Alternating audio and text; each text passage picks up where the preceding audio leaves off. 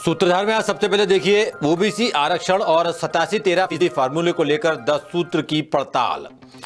सरासर गैर कानूनी है 87-13% वाला फार्मूला। सियासी फायदे और प्रशासनिक सहूलियत के लिए लाखों युवाओं पर जबरन थोपा गया फिजूल का नियम। 5 साल से हाई कोर्ट से लेकर सुप्रीम कोर्ट तक चल रही है कानूनी लड़ाई, लेकिन आज तक नहीं निकला कोई नतीजा।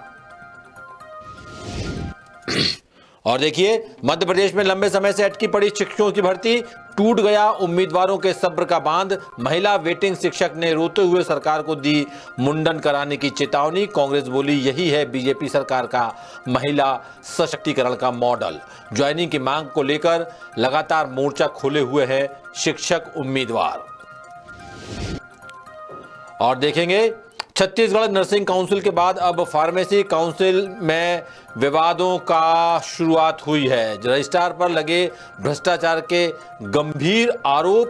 पूर्व सदस्य ने कहा बिना योग्यता के सरकार की मेहरबानी से बन बैठे रजिस्ट्रार। रजिस्ट्रार का पलटवार, बेवजह नेतागिरी कर रहे हैं पूर्व सदस्य।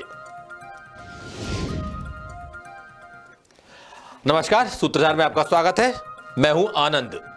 सूत्रधार की शुरुआत करते हैं एक बेहद पीड़ादायक खबर के साथ। सनातन समाज में आमतौर पर महिलाओं का मुंडन नहीं होता है। किसी भी महिला के लिए केश का त्याग करना एक बड़ा पीड़ादायक मुश्किल भरा फैसला होता है, क्योंकि उसे धर्म, घर, परिवार और समाज इसकी इजाजत नहीं देता। ऐसा करने पर उसे परिवार का विरोध भी झेलना पड़ता है और समाज के ताने भी सुनने पड़ेंगे। लेकिन मध्य प्रदेश सरकार की एक जो पूरी पॉलिसी है उसकी वजह से महिला शिक्षकों को मुंडन कराने पर मजबूर होना पड़ रहा है। शिक्षक बनने की हर कसौटी पर खरा उतरने के बावजूद प्रदेश में चयनित सिलेक्टेड शिक्षकों को नौकरी नहीं मिल रही है। भर्ती की मांग को लेकर उम्मीदवार क्या क्या नहीं कर रहे हैं, और इसका लगातार कवरेज जो है, खबरें जो है 10 सूत्र आपको दिखा रहा है। प्रदेश में शिक्षक भर्ती के उम्मीदवारों के आंदोलन और प्रदर्शन के बीच एक वीडियो खूब वायरल हो रहा है, और इस वीडियो में एक महिला उम्मीदवार रो रो कर सरकार को मुंडन कराने की चेतावनी दे रही है, धमकी दे रही है। पहले आप ये वीडियो देखिए, फिर आगे की कहानी हम आपको बताते हैं। मैं मध्य प्रदेश उच्च माध्यमिक शिक्षक भर्ती परीक्षा 2023 की महिला वेटिंग अभ्यर्थी हूँ। हम पिछले 1 साल से वर्ग 1 2023 में पद वृद्धि के लिए मांग कर रहे हैं, आंदोलन कर रहे हैं। स्कूली शिक्षा में मध्य प्रदेश बिहार से भी पीछे हो चुका है, जिसका परिणाम 2023-24 के एमपी बोर्ड का रिजल्ट है।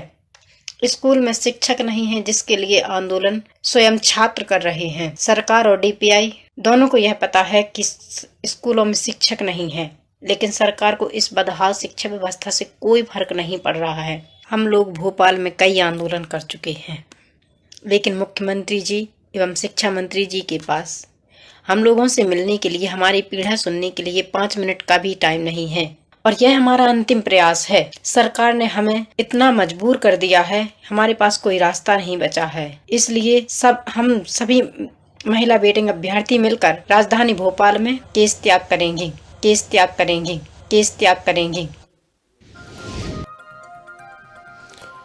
तो आपने सुना, मामला 2023 की वर्ग 1 शिक्षक भर्ती से जुड़ा हुआ है, जिसमें कुल 8000 से ज्यादा पदों पर भर्ती हो रही है। कहने को तो ये सरकारी भर्ती है, लेकिन चयनित शिक्षकों को अब तक वेटिंग में ही रखा गया है। मामले पर कांग्रेस भी लगातार सवाल उठा रही है। महिला के वायरल वीडियो के साथ नेता प्रतिपक्ष उमंग सिंगार ने सोशल मीडिया पर प्लेटफॉर्म पर एक्स पोस्ट पर लिखा है कि उच्च शिक्षा माध्यमिक वर्ग 1 शिक्षक भर्ती 2023 में 8000 पदों पर भर्ती हो रही है, जिनमें आधे से ज्यादा पद बैकलॉग के हैं। प्रदेश में अकेले उच्च शिक्षा माध्यमिक शिक्षकों के 35,000 से ज्यादा पद खाली पड़े हैं। भर्ती में पद बढ़ाने के लिए वेटिंग टीचर भोपाल में बड़े आंदोलन की तैयारी कर रहे हैं, और सरकार के रवैये से नाराज और निराश उम्मीदवार अब मुंडन कराने जैसी चेतावनी दे रहे हैं। आप खुद भी सोचिए कि जिस प्रदेश में सरकार से नाराज महिला के मन में मुंडन कराने का विचार आ रहा हो, उस प्रदेश में क्या स्थिति होगी। और अब अगली खबर की ओर बढ़ते हैं। कोई भी नियम कायदे कानून आखिरकार बनाए क्यों जाते हैं? जनता की भलाई के लिए, सुरक्षा और सुविधा के लिए, व्यवस्थित समाज के लिए, कानून और इंसाफ के लिए। लेकिन आपको जानकर हैरानी होगी कि मध्य प्रदेश में नियम कायदे, सियासी फायदे और प्रशासनिक सहूलियत आसानी के लिए बनाए जाते हैं, जिसकी चक्की में सिर्फ आम लोग पिसते हैं और हुक्मरान मजे से एसी कमरों में बैठकर परपीड़ा का आनंद उठाते हैं। वोट बैंक की राजनीति के लिए बनाए गए ऐसे ही एक गैर कानूनी नियम के फेर में फिलहाल लाखों युवक फंसे हुए हैं। मामला जुड़ा है ओबीसी आरक्षण और 87-13% के फार्मूले के वजह से, जिसकी गिरफ्त से आजादी पाने के लिए, मुक्त होने के लिए हाईकोर्ट से लेकर सुप्रीम कोर्ट तक कानूनी लड़ाई चल रही है। और महीने 2 महीने से नहीं बल्कि सालों साल से 2019 से ये मामला अदालतों में घूम रहा है, चक्कर काट रहा है, लेकिन नतीजा आज तक नहीं निकला। 100 बात की एक बात यह है कि 87-13% फार्मूला सरासर गैर कानूनी है। इसके बावजूद युवाओं को इंसाफ नहीं मिल पा रहा है। क्या है इसकी वजह? सरकार कैसे कर रही है कोताही? हाईकोर्ट और सुप्रीम कोर्ट में किस तरह चल रहा है तारीख पे तारीख का खेल? और युवाओं के पैरों में क्यों डाली गई हैं ये बेड़ियां? बता रहे हैं इंदौर से हमारे विशेष संवाददाता संजय गुप्ता।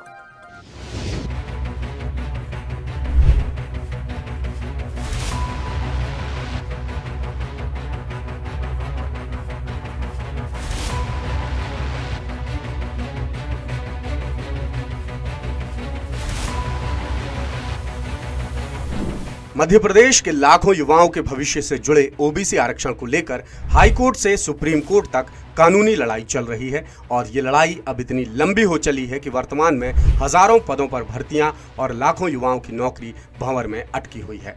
सरकार ने कोई पुख्ता समाधान ना निकालकर कोर्ट कचहरी का खेल खेलना ज्यादा बेहतर समझा और इस कानूनी लड़ाई ने युवाओं को 2 हिस्सों में बांट कर रख दिया, जिस वजह से ओबीसी वर्ग अब भर्तियों में 27% आरक्षण चाहता है तो अनारक्षित वर्ग 14% आरक्षण के साथ रिजल्ट जारी करने की मांग कर रहा है। युवाओं की परेशानियों को ध्यान में रखते हुए द सूत्र ने ओबीसी आरक्षण की कानूनी स्थिति की पड़ताल की, जिसमें पता चला कि मध्य प्रदेश हाईकोर्ट ने ओबीसी वर्ग को 14 की जगह 27% आरक्षण देने पर रोक लगाई है, जिसमें मूल याचिका नंबर 5901/19 लगी है।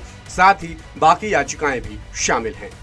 प्रदेश में वर्गवार आरक्षण की स्थिति देखें तो अनुसूचित जाति यानी एससी को 16%, अनुसूचित जनजाति यानी एसटी को 20%, अन्य पिछड़ा वर्ग यानी ओबीसी को 14% और आर्थिक रूप से कमजोर वर्ग यानी ईडब्ल्यूएस को 10% आरक्षण का प्रावधान है।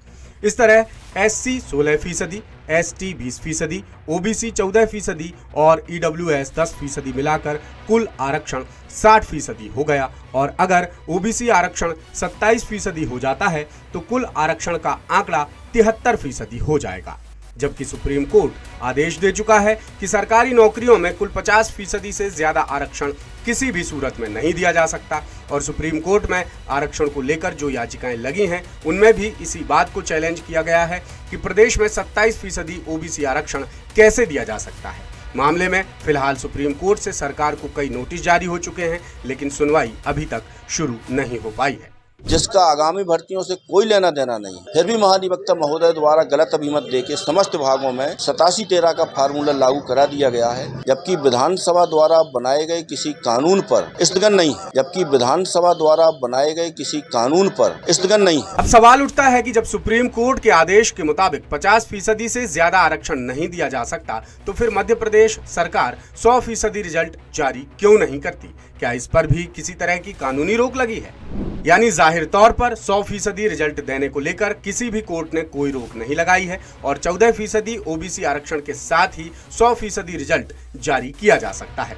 लिहाजा सवाल उठता है कि फिर ये 87-13% फॉर्मूले का फितूर कहां से आ गया, जिसकी वजह से लाखों युवाओं की जिंदगी दांव पर लगी हुई है। द सूत्र की पड़ताल में पता चला कि 87-13% फॉर्मूला सामान्य प्रशासन विभाग और विधि विभाग के दिमाग की उपज है, जिसका सीधा कनेक्शन वोट बैंक की राजनीति से है।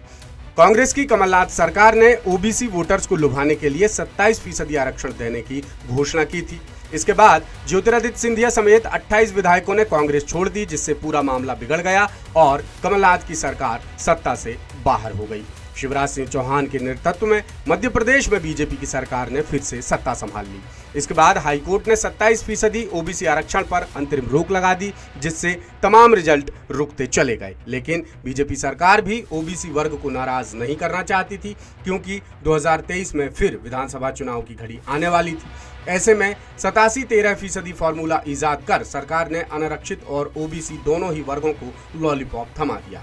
इस तरह मध्य प्रदेश युवाओं के पीछे 87-13% फॉर्मूले का भूत छोड़ने वाला देश का इकलौता राज्य बन गया।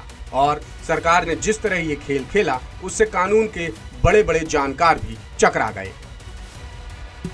87-13% फॉर्मूले के तहत सरकार ने ओबीसी आरक्षण हाईकोर्ट के आदेश के मुताबिक 14% ही रखा, बाकी 13% पदों को अनारक्षित और ओबीसी वर्ग के लिए रिजर्व कर दिया।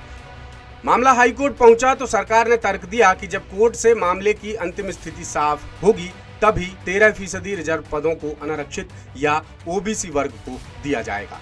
सबसे हैरानी की बात यह है कि 87-13% फॉर्मूला कितने वक्त के लिए लागू रहेगा, इसकी कोई समय सीमा तय नहीं की गई। यानी 13% पद कब तक लिफाफे में बंद रहेंगे, कोई नहीं जानता। इस तरह सियासी फायदे और प्रशासनिक सहूलियत के लिए प्रदेश के लाखों युवाओं के पैरों में 87-13% फॉर्मूले की बेड़ियां डाल दी गई। अब ये भी जान लेते हैं कि मध्य प्रदेश सरकार किस तरह बड़ी आसानी से मामले का हल निकाल सकती थी। ऐसा ही मामला पड़ोसी राज्य छत्तीसगढ़ और बिहार में भी सामने आ चुका है। छत्तीसगढ़ और बिहार में भी आरक्षण बढ़ाया गया था, लेकिन बिहार के मामले में सुप्रीम कोर्ट के आदेश के बाद 50% से ज्यादा आरक्षण पर रोक लगा दी गई। बिहार सरकार पहले भी 100% रिजल्ट जारी कर रही थी और अब भी, जबकि छत्तीसगढ़ का मामला फिलहाल मध्य प्रदेश के मामलों के साथ लिंक होकर सुप्रीम कोर्ट में चल रहा है। मगर छत्तीसगढ़ में 87-13% फॉर्मूले का कोई लफड़ा नहीं है। यानी मध्य प्रदेश सरकार दूसरे राज्यों से सबक लेकर बड़ी आसानी से 87-13% फॉर्मूले का समाधान कर सकती थी, लेकिन यहाँ तो कोर्ट के आदेशों को हवा में उड़ाने की रस्म सी बन चुकी है। मध्य प्रदेश में फॉर्मूले से आज़ादी के लिए ओबीसी एडवोकेट वेलफेयर एसोसिएशन लगातार कानूनी लड़ाई लड़ रहा है और इसके लिए association advocate general Prashant Singh को जिम्मेदार ठहरा रहा है। महाधिवक्ता महोदय द्वारा गलत अभिमत देकर के सारी भर्तियां होल्ड करा दी गई हैं, जबकि विधानसभा द्वारा बनाए गए किसी कानून पर स्थगन नहीं है। केवल महाधिवक्ता के अभिमत के आधार पर ही ये भर्तियों में 87-13 का फार्मूला एडॉप्ट है। जानबूझकर गैर कानूनी नियम बनाने के लिए OBC advocate welfare association advocate general पर एफआईआर दर्ज करने की मांग भी कर चुका है। एसोसिएशन का कहना है कि 100% रिजल्ट से जुड़ा कानून विधानसभा से भी पारित हो चुका है, जिसे लेकर एसोसिएशन हाईकोर्ट में याचिका भी लगा चुका है, जिस पर 25 नवंबर को सुनवाई हुई और कोर्ट ने सभी पक्षों से जवाब मांगा है। मामले की अगली सुनवाई अब 9 दिसंबर को होगी। उम्मीद जताई जा रही है कि 9 दिसंबर की सुनवाई में कोई ना कोई ठोस हल जरूर निकलेगा।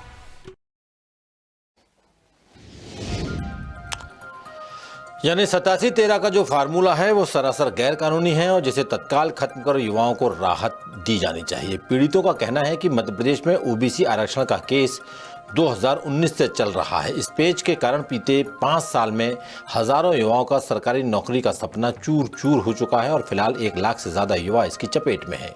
इसके बावजूद खेल चल रहा है कोर्ट का, और दूसरी तरफ मंदिर मस्जिद धर्म संप्रदाय और नेताओं से जुड़े मामलों पर रातों रात सुनवाई हो रही है।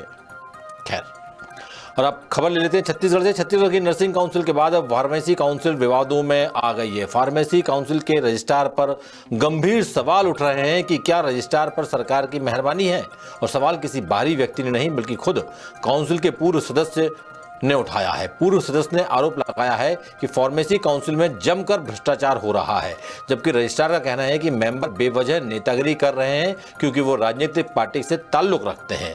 दरअसल बात यहां से शुरू हुई कि रजिस्ट्रार ने मेंबर को अचानक काउंसिल से बाहर कर दिया, जिसे सदस्य नियम विरुद्ध बता रहे हैं। उनका आरोप है कि काउंसिल में तीसरी श्रेणी के कर्मचारी को रजिस्ट्रार जैसे अहम पद पर बैठा दिया गया है, जिनकी डिग्री भी सवालों के घेरे में है, और शायद सरकार से इसकी शिकायत भी की जा चुकी है। द सूत्र ने दोनों अधिकारियों से बातचीत की है।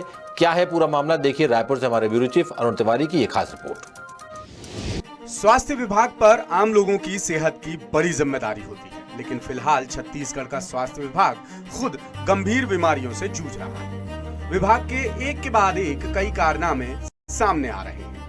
पहले छत्तीसगढ़ नर्सिंग काउंसिल ने अपात्र कॉलेजों को नियम विरुद्ध मान्यता दे दी और अब फार्मेसी काउंसिल विवादों में आ गई। दरअसल सारा विवाद फार्मेसी काउंसिल के निर्वाचित सदस्य डॉक्टर राकेश गुप्ता को हटाने के साथ शुरू हुआ।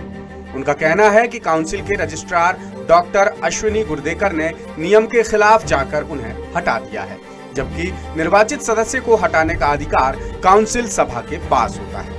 लेकिन डॉक्टर अश्विनी ने खुद ही एक सदस्य को हटाने का फैसला कर लिया, जो अवैधानिक है। अब बात यहां तक आ पहुंची है कि डॉक्टर राकेश गुप्ता ने रजिस्ट्रार की नियुक्ति पर सवाल उठाते हुए उनकी डिग्री को भी कटघरे में खड़ा कर दिया है। रजिस्ट्रार पर आरोप है कि वो तृतीय श्रेणी कर्मचारी हैं, जिन्हें नियमों को ताक पर रखकर रजिस्ट्रार बनाया गया है, जबकि नियमानुसार सेकेंड क्लास ऑफिसर ही रजिस्ट्रार बन सकते हैं। नियमानुसार बैचलर्स ऑफ फार्मेसी की रेगुलर डिग्री होनी चाहिए, जबकि डॉक्टर अश्विनी ने करस्पॉन्डेंस कोर्स किया है, जिसके आधार पर प्रमोशन नहीं मिल सकता। डॉक्टर अश्विनी से प्रमोशन के वक्त जब जरूरी दस्तावेज मांगे गए थे तो उनके पास मार्कशीट तक नहीं थी। काउंसिल कर्मचारी अनिरुद्ध मिश्रा की फर्जी डिग्री के विरोध में तत्कालीन सदस्य और मौजूदा रजिस्ट्रार डॉक्टर अश्विनी गुर्देकर ने एफआईआर दर्ज कराने पर सहमति दी थी, लेकिन बाद में कुछ नहीं हुआ। पिछले दिनों रजिस्ट्रार फार्मेसी काउंसिल द्वारा मेरे मेडिकल काउंसिल के निर्वाचित सदस्य होने के नाते फार्मेसी काउंसिल की सदस्यता को रद्द करने का एक पत्र जारी किया गया है। यह बिल्कुल अवैधानिक है। इसकी अनुमति केवल फार्मेसी काउंसिल का सदन कर सकता है और चूंकि नामांकन मेडिकल काउंसिल द्वारा किया जा गया है, इसलिए इसकी रद्द होने की प्रक्रिया केवल मेडिकल काउंसिल द्वारा की जा सकती है।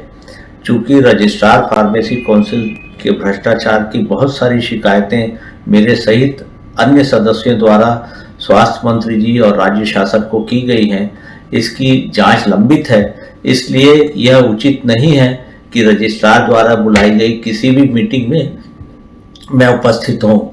रजिस्ट्रार के भ्रष्ट कार्रवाइयों का लगातार विरोध जारी रहेगा और इसे सजा दिलाने तक हमारी लड़ाई जारी रहेगी।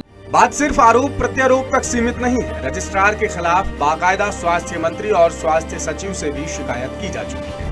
इंडियन फार्मासिस्ट एसोसिएशन यानी आईपीए ने हाल ही में स्वास्थ्य मंत्री श्याम बिहारी जायसवाल से रजिस्ट्रार के खिलाफ शिकायत की है, जिसमें रजिस्ट्रार की नियुक्ति रद्द कर नए रजिस्ट्रार की नियुक्ति करने की मांग की गई है। इससे पहले स्वास्थ्य विभाग के अपर मुख्य सचिव से भी शिकायत की जा चुकी है, जिसमें तृतीय श्रेणी कर्मचारी को रजिस्ट्रार बनाने और उनकी डिग्री के मामले की जांच कराने की मांग की गई है। इधर द सूत्र से बातचीत में डॉक्टर अश्विनी ने सारे आरोपों को सिरे से खारिज कर दिया। उन्होंने कहा कि डॉक्टर राकेश गुप्ता बेवजह नेतागिरी कर रहे हैं। दरअसल उन्हें किसी निजी मामले की वजह से नहीं, बल्कि इसलिए हटाया गया क्योंकि वो काउंसिल की लगातार 3 बैठकों में हाजिर नहीं हुए और नियम के मुताबिक ऐसे में वो काउंसिल मेंबर बने रहने की योग्यता और पात्रता खो चुके हैं। रजिस्ट्रार पद पर नियुक्ति को लेकर डॉक्टर अश्विनी ने कहा कि उनकी नियुक्ति सरकार ने की है, इसलिए जवाब भी सरकार ही देगी। डॉक्टर अश्विनी दावा कर रहे हैं कि उनके पास बैचलर्स ऑफ फार्मेसी की डिग्री है। उनके खिलाफ की गई शिकायतों की जांच हो चुकी है और सरकार ने उन्हें क्लीन चिट भी दे दी है। बहरहाल सच्चाई जो भी हो, लेकिन नर्सिंग काउंसिल के बाद अब छत्तीसगढ़ फार्मेसी काउंसिल का विवाद भी जमकर सुर्खियां बटोर रहा है। और अब खास खबर काम की अतुल के साथ। मोदी सरकार ने केंद्रीय बजट 2024 में एक नई योजना का प्रावधान किया है, जिसका नाम है रोजगार प्रोत्साहन योजना यानी ELI, एम्प्लॉयमेंट लिंक इंसेंटिव, जिसका मकसद निर्यात यानी एक्सपोर्ट को बढ़ावा देकर पढ़े लिखे बेरोजगारों को रोजगार से जोड़ना है। सरकार का मानना है कि इससे भारतीय उत्पादों की मार्केट में अच्छी पकड़ बनेगी, घरेलू उद्योगों को मजबूती मिलेगी, विदेशी मुद्रा में इजाफा होगा और करोड़ों युवाओं को पैसा कमाने का मौका मिलेगा। योजना सही तरीके से जमीन पर उतरे और ज्यादा से ज्यादा युवाओं तक पहुंचे, इसके लिए केंद्र सरकार ने इसका बजट भी अच्छा खासा रखा है। सरकार ने अलग अलग मंत्रालयों को भरपूर फंड अलॉट किया है।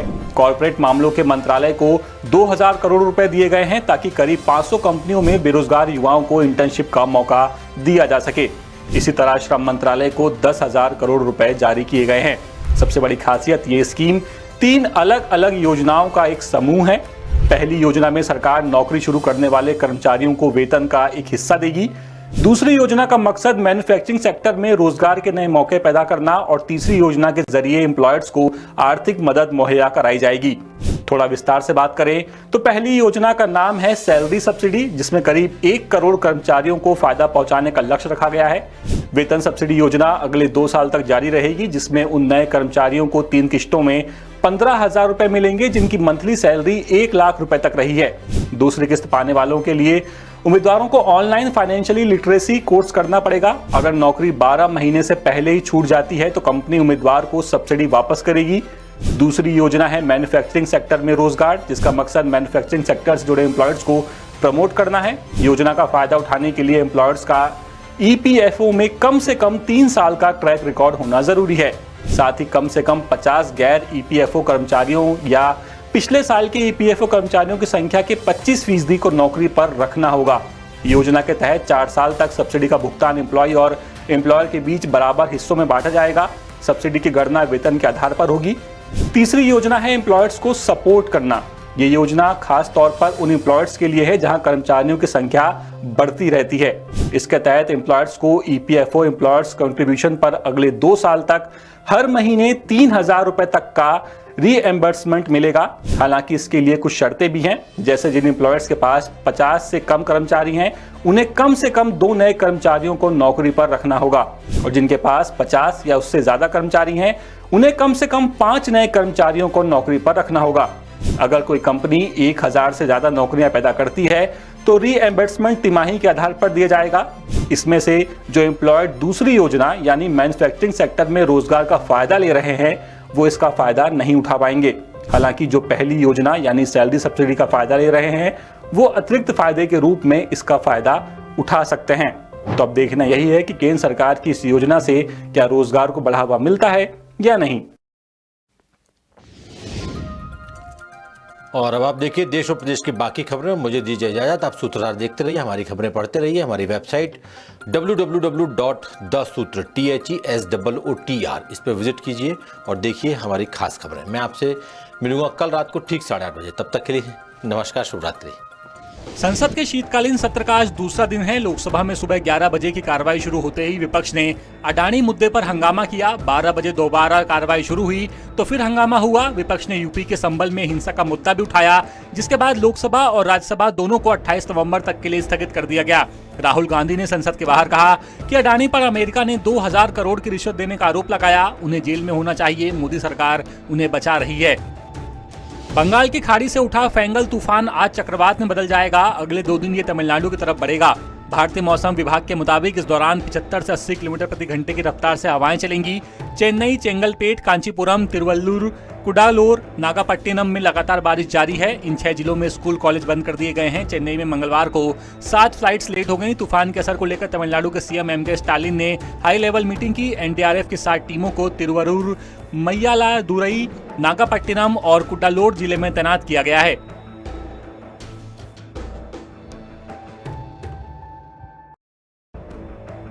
देश के उत्तरी राज्यों में ठंड के साथ साथ कोहरे का असर बरकरार है। मौसम विभाग ने बुधवार को कहा कि आज लगातार दूसरे दिन मध्य प्रदेश, राजस्थान समेत 10 राज्यों में कोहरे का अलर्ट है। इसके चलते विजिबिलिटी भी घटी है। बिहार के गोपालगंज में विजिबिलिटी 40 मीटर दर्ज की गई। मौसम विभाग ने कहा है कि पहाड़ों पर हुई बर्फबारी के चलते मध्य प्रदेश, छत्तीसगढ़ और राजस्थान के कई शहरों में पिछले 4 दिनों में तापमान 10 डिग्री के नीचे बना हुआ है। MP के पचमढ़ी में तापमान 5.6 डिग्री रिकॉर्ड किया गया। वहीं भोपाल में तापमान 9.8 डिग्री और जबलपुर में 10 डिग्री है, जो जम्मू और देहरादून से भी कम है। राजस्थान के चूरू, माउंट आबू, फतेहपुर, सिरोही में तापमान 10 डिग्री से नीचे रिकॉर्ड किया गया।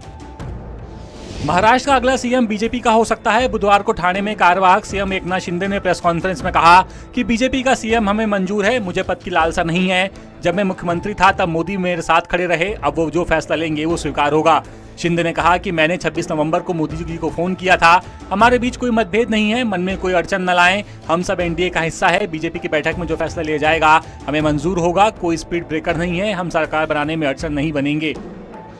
इंदौर के भंवरकुआं इलाके में गजवाए हिंद अब नहीं चलेगा लिखे पोस्टर लगाए गए हैं। पोस्टर्स में लिखा है कि भगवाए हिंद एक हैं तो सेफ हैं। इसके साथ ही हरी दीवार वालों से बचने के स्लोगन भी लिखे गए हैं। बताया जा रहा है कि हिंदू जागरण मंच के सहयोगी संगठन हिंद राष्ट्र संगठन ने पोस्टर लगाए हैं। संगठन के प्रदेश अध्यक्ष राजेश शिरोडकर ने बताया कि हिंदुओं को जागरूक करने के लिए उनका संगठन हिंद राष्ट्र संगठन मैदान पर उतरा हुआ है। डीसीपी ऋषिकेश मीणा ने बताया कि मामले की जांच कर रहे हैं। किसी ने शिकायत दर्ज नहीं की है, लेकिन हमारी शुरुआती जांच में पता चला है कि कुछ लोगों ने अपनी मर्जी से घरों के बाहर पोस्टर लगाए थे।